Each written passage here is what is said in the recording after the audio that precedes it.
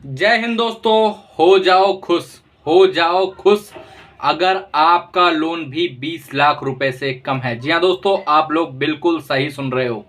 अगर आप लोगों का लोन भी 20 लाख रुपए से कम है तो आप लोगों की मौज हो चुकी है।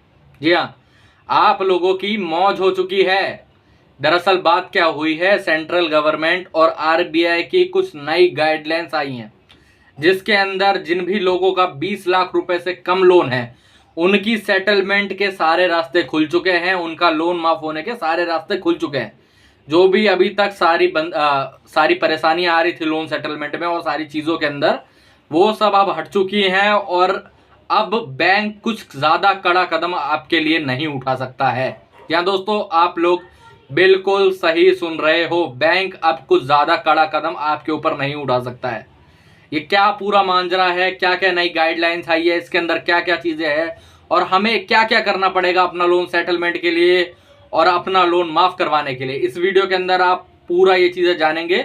आज के बाद इस वीडियो के बाद आपको शायद दूसरा वीडियो देखने की भी जरूरत नहीं पड़ेगी। और बताइए तो दोस्तों, मैं आप सबका हर्ष कुमार आपके इस चैनल लोन डिस्ट्रॉयर में आपका स्वागत करता हूं। अगर आपको भी किसी प्रकार से कोई रिकवरी एजेंट हैरेस कर रहा है, आपको बहुत सारी कॉल्स आ रही हैं, बहुत सारे मैसेजेस आ रहे हैं, कोई रिकवरी वाला आपके घर पे आके आपको हैरेस कर रहा है, आपको किसी प्रकार से कोई लीगल नोटिस आ रहा है उसका रिप्लाई लिखवाना है, या फिर लोन से संबंधित कोई भी प्रॉब्लम है, या फिर अपनी सेटलमेंट करवानी है, यहाँ पर मेरा नंबर आ रहा है। आप मुझे व्हाट्सएप पर मैसेज करें, नॉर्मल कॉल करेंगे कोई आंसर नहीं आएगा, व्हाट्सएप पर कॉल करेंगे कोई आंसर नहीं आएगा, आप व्हाट्सएप पर मैसेज करें, उसके बाद हम आपको व्हाट्सएप पर रिप्लाई करेंगे। ठीक है, चलिए वीडियो में आगे बढ़ता है। तो ये क्या नई गाइडलाइंस है, 20 लाख से कम लोन से मेरा क्या मतलब है। तो दोस्तों, कई हमारे भाई बंधु पूछते हैं कि सर मेरा लोन तो 15 लाख का है, मेरा लोन तो 25 लाख रुपए का, मेरा लोन तो 30 लाख रुपए का, क्या मैं इस श्रेणी के अंदर आता हूं।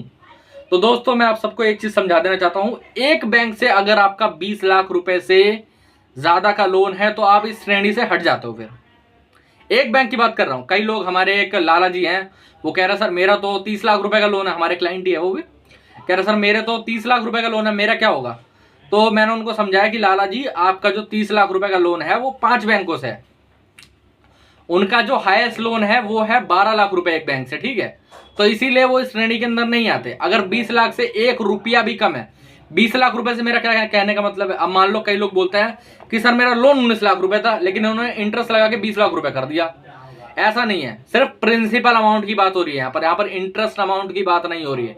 इंटरेस्ट तो वो कितना भी लगाता है, एक साल के अंदर डबल कर दें, बताओ, तो वो काउंट नहीं होगा। यहाँ पर जो काउंट हो रहा है वो हो रहा है प्रिंसिपल अमाउंट, सिर्फ और सिर्फ प्रिंसिपल अमाउंट काउंट हो रहा है।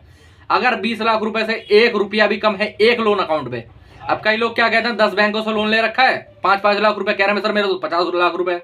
ऐसा नहीं है, आपका जो लोन है वो एक लोन गिना जाएगा सिंगल। ठीक है, क्योंकि एक बैंक ही जाता है ना किसी पे, कोई लीगल एक्शन पे या फिर किसी चीज पे, सारे बैंक मिलके तो जाते नहीं है आपके अगेंस्ट में। ठीक है, हर एक बैंक अगल बैंक है, तो उसलिए अलग लीगल एक्शन और अलग प्रोविजन है सबके लिए। ठीक है, तो अब इसके लिए क्या करें, अब अगर मान लेते हैं आपका लोन 20 लाख रुपए से कम है तो आपके लिए क्या क्या बेनिफिट है समझा देते हैं। ठीक है, तो सबसे पहले तो अब बैंक आपके अगेंस्ट डीआरटी में नहीं जा सकता है। हाँ, अब आप बोलोगे सर ये क्या नई बात बता दी, हमें तो पता था 20 लाख से नीचे वाले में डीआरटी नहीं जा सकते, लेकिन इस प्रोविजन के अंदर पहले एक चीज ऐड नहीं थी, अब ऐड हुई है। मैं बता रहा हूं क्या ऐड हुआ है। अब जो बैंक इंटरेस्ट लगाता था ना डबल करके, जैसे मान लो 19 लाख रुपए का लोन है, सिर्फ डीआरटी जाने के लिए उन्होंने 5 लाख रुपए इंटरेस्ट लगा दिया। अब बैंक ये नहीं कर सकता। बैंक को जब भी ये केस अगर ऐसा कुछ फाइल करने की ट्राई करता है तो वहां पर देखा जाएगा कि भाई साहब ये जो लोन है ये प्रिंसिपल अमाउंट कितना है, बंदे ने भरा था, उसके बाद भरने के बाद कितना बचा हुआ है, भरने के बाद कितना लोन अमाउंट बचा हुआ है। और अगर आप 50% से ऊपर ईएमआई पे कर चुके हैं अपने लोन की, तो आप खुद भी डीआरटी जा सकते हो इनके अगेंस्ट। अब कई लोग बोलेंगे कि ये डीआरटी किस चिड़िया का नाम है, तो मैं आप सबको समझा देना चाहता हूं, डीआरटी का सिंपल मतलब है डेट रिकवरी ट्रायल्स। ठीक है, डेट रिकवरी ट्रायल्स का कोर्ट है वो अलग होता है। डीआरटी क्या होता है, जो आर्बिट्रेशन है या फिर कुछ है, आजकल क्या होता है आर्बिट्रेशन का अगर अवार्ड भी पास हो जाए तो हम उसको भी चैलेंज कर सकते हैं। हमारे कई क्लाइंट है जिनका आर्बिट्रेशन का अवार्ड पास हो चुका था, हमने उसको भी चैलेंज करा और उसे भी कैंसिल करवाया। ऑब्जेक्शन तो बहुत छोटी चीज है, अवार्ड तक को कैंसिल करवाया, तो इसीलिए आर्बिट्रेशन बहुत छोटी चीज हो जाती है। तो इसीलिए जब 20 लाख से ऊपर लोन होता है तो हमेशा बैंक डेट रिकवरी ट्रायल्स के अंदर जाता है, वहां से बहुत ही कड़े एक्शन लिए जाते हैं बोरोवर के अगेंस्ट। मतलब जिसने लोन ले रखा है, जिस कस्टमर के अगेंस्ट बहुत तगड़े एक्शन लिए जाते हैं, वहां से सीधे ऑर्डर्स पास हो जाते हैं कई चीजों के। और कई चीजें एक्चुअल में वहां से कई बार ऐसी चीजें भी आई हैं कि यहाँ पर 20 लाख से ऊपर वाले लोन जो डीआरटी में गए हैं, जैसे अवार्ड पास हुआ है डीआरटी का खुद का, वहां से संपत्ति जो है उसको भी खतरा आ सकता है, समझ रहे हो।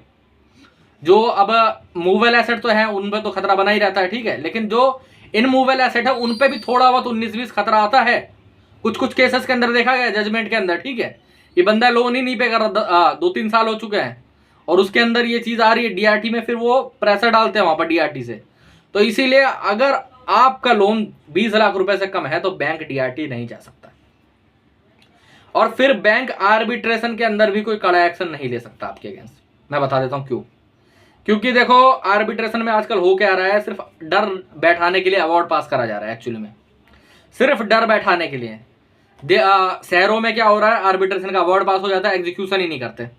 2-2 साल से अवार्ड पड़ा हुआ है, ऐसे ही बंदे डर के बैठे हुए हैं कि क्या करें सर, पैसे तो है ही नहीं, पैसे पे कैसे करें, अगर पैसा आएगा तो तुरंत पे कर देंगे पूरा का पूरा, समझ रहे हो। रिकवरी वाले डर आ रहे हैं कि तेरे घर के बर्तन ले जाएंगे, ये कर देंगे वो कर देंगे। तो अब ये चीजें भी नहीं हो सकती ज्यादातर, ठीक है। अगर अवार्ड पास होगा तो कोर्ट में जाके एग्जीक्यूशन होगा उसका। ऐसा नहीं कि अवार्ड पास हुआ, अवार्ड पास होने के बाद सीधे 2 रिकवरी वाले आए आपके घर का सारा सामान उठा के ले गए, ऐसा नहीं है, ऐसा नहीं कर सकती है बैंक। आर्बिट्रेशन का अवार्ड पास होने के बाद भी बैंक को कोर्ट जाना पड़ेगा, वहां से स्टे ऑर्डर या फिर ऑर्डर लेके आना पड़ेगा, जो भी चीजें होंगी, ठीक है, वहां पर आपको बुलाया जा सकता है। लेकिन उससे आपको डरने घबराने की जरूरत नहीं है, वहां पर भी आपका ही पक्ष लिया जाता है हमेशा, समझ रहे हो। अभी मैंने कहा था कि अगर आपने 50% से ऊपर किस्तें पे कर दी होंगी तो आप भी डीआरटी जा सकते हो। तो ये डीआरटी क्या है, डीआरटी क्या चिड़िया का नाम है। अभी मैं कह रहा था कि सर बैंक जाएगा तो आप परेशान हो जाओगे, तो आप जाओगे तो क्या होगा, अगर आप गए तो आपका ही भला है। दरअसल होता क्या है, डीआरटी में ज्यादातर सेटलमेंट ही होती है। जब देखा जाता है कि भाई साहब ये बंदा पेमेंट कर ही नहीं रहा, 20 लाख रुपए से इसका ज्यादा लोन हो चुका है, तो डीआरटी कदम उठाती है ज्यादा। लेकिन जब देखती है कि 50% से ऊपर पे कर चुका है बंदा, तो हमेशा ये होता है कि वहां पर एक अच्छा सेटलमेंट ऑफर दिया जाता है। उसका नाम ही है यार डेट रिकवरी ट्रायल्स कोर्ट। और बताओ, तो जब डीआरटी का नाम ही है तो और क्या समझ रहे हो तुम उससे, उससे तुम्हें कुछ ज्यादा खास परेशानी नहीं होगी, ठीक है। तो चलो अब मान लेते हैं कि 20 लाख रुपए से कम है, अब लोन की सेटलमेंट कैसे होगा, लोन माफ कैसे होगा, सबसे बड़ा क्वेश्चन लोगों का रहता है, लोन की सेटलमेंट कैसे होगी, लोन माफ कैसे होगा। तो आपको एक चीज तो जान लेनी चाहिए, जब 20 लाख रुपए से कम लोन है किसी भी एक का बैंक का, तो आपके ऊपर प्रेशर तो पड़ ही नहीं सकता डीआरटी और ज्यादातर आर्बिट्रेशन का। अब हाँ, हो सकता है आर्बिट्रेशन का जैसे ही आपको नोटिस आता है वैसे ऑब्जेक्शन लिखवाइए, उसको पहले ही कैंसिल करवाइए, उसका अवार्ड पास होने मत दीजिए। वो कैसे आप करवा सकते हो, यहाँ पर मेरा नंबर आ रहा है, आप मुझे व्हाट्सएप पर मैसेज कर सकते हो, ठीक है, व्हाट्सएप पर नोटिस दिखवा सकते हो, फिर हम उसका रिप्लाई आपको लिखवा के दे देंगे, ठीक है।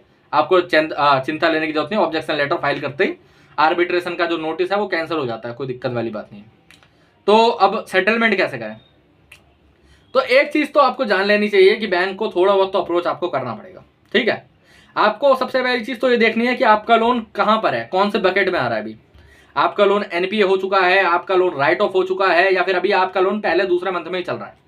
कई लोग क्या होते हैं जो कि देखते हैं कि सर पहला दूसरा मंथ चल रहा है, अभी मेरी सेटलमेंट करवा दीजिए, अभी करवा दीजिए। अरे मेरे भाई, तुम पे फुल अमाउंट भरा नहीं जा रहा, तुम पे ईएमआई हो नहीं रही। मान लेते हैं कि तीसरे मंथ में हम लोग सेटलमेंट करवा भी देते हैं, ठीक है, तो ऑफर क्या मिलेगा, 50%, 60%, समझ रहे हो, 50% या 60% का ऑफर मिलेगा।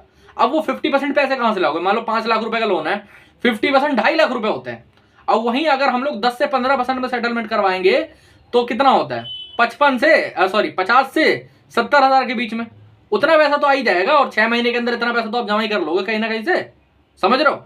तो इसीलिए हमेशा राइट ऑफ का वेट करें, हमेशा राइट ऑफ का वेट करें। राइट ऑफ कब होगा, 180 से 240 दिन के बीच में कभी भी हो सकता है, ठीक है, उसका कोई टाइम लिमिट सेट नहीं है। लेकिन एनपीए का टाइम लिमिट सेट है, एनपीए पेमेंट ना करने के 94 डेज के बाद हो जाता है। अगर बीच में आपने किसी मंथ में पेमेंट कर दी थी 100 रुपए की भी, तो वो 1 मंथ कट जाता है, फिर वो 1 मंथ फिर आपको आगे ऐड करना है, समझ रहे हो। तो बीच में जो रिकवरी वगैरह वाले परेशान करते हैं उनका क्या करें, सर आपने तो कह दिया कि राइट ऑफ के बाद ही सेटलमेंट करो, 10 से 15% का जब ऑफर आए, और तब तक लीगल नोटिस आएंगे, रिकवरी वाले आके परेशान करेंगे, उनका क्या करना है। तो मेरे भाइयों, हम कई तरीके की सर्विस लाते रहे आप लोगों के लिए, आपको परेशानी से दूर भगाने के लिए। तो कई लोग जो बोलते हैं हमारे भाई कि हमें कॉल्स बहुत आती हैं, 100 200 कॉल्स आती हैं, तो उनके लिए हम कॉल फॉरवर्डिंग की सर्विस ले आ चुके हैं। ठीक है, दो तरीके हैं आपके पास, एक तो आप कॉल मत उठाओ, ठीक है, और एक आप हमारे कॉल फॉरवर्डिंग की सर्विस ले सकते हो। आपका एक कॉल हो, 100 कॉल हो, 1000 कॉल हो, हमारी टीम आपके कॉल्स पिक करेगी और आपके बिहाफ पे हमारी टीम बात करेगी। ठीक है, बैंक वालों से, रिकवरी एजेंट से, एजेंसी वालों से, सबसे हमारी टीम बात करेगी। ठीक है, और सेकंड चीज क्या होता है, सेकंड चीज लीगल नोटिस से कैसे बचें। तो मैंने आप सबको कह ही रखा है, किसी भी प्रकार के किसी लीगल नोटिस से पहली बात तो ना डरें, क्योंकि वो किसी 99% लीगल नोटिस फेक होते हैं, और जो 1% सही भी होता है उनसे भी डरने घबराने की आपको जरूरत नहीं है। क्यों डरने घबराने की जरूरत नहीं है, आपको हमेशा पहले तो वो नोटिस चेक करवाना है। कैसे चेक करो, खुद से चेक करो, या फिर अगर आपसे खुद से चेक नहीं हो रहा है, यहाँ पर मेरा नंबर आ रहा है, मुझे व्हाट्सएप पर मैसेज करें, हम आपको बताएंगे क्या नोटिस आपको आया है। अगर वो notice arbitration, pre arbitration, sole arbitration, या फिर आर्बिट्रेशन सेक्शन 62S का है, या फिर सेक्शन 21 का नोटिस आ रहा है आर्बिट्रेशन का, तो उसका ऑब्जेक्शन जरूर लिखवाएं। ठीक है, और फिर चाहे ऐसा कोई भी नोटिस हो, डिमांड नोटिस हो, रिकॉल नोटिस हो, लास्ट वार्निंग नोटिस हो, अपना सेक्शन 25 का नोटिस हो, चेक बाउंस का नोटिस हो, सरफेसी एक्ट 13(2) का, 13(4) का, फिजिकल पोजेशन, सिंबॉलिक पोजेशन, ऐसा कोई भी नोटिस हो, आप हमसे चेक जरूर करवाएं। और अगर उसका ऑब्जेक्शन लिखना होगा, वो ऑब्जेक्शन से खत्म हो रहा हो, तो हम आपसे ऑब्जेक्शन लिख के देंगे ना, आपको हम लिखवा के देंगे, फिर किस चीज से डरने की जरूरत है। और होम विजिट कैसे खत्म करें, सबसे बड़ा डर, होम विजिट कैसे खत्म करें।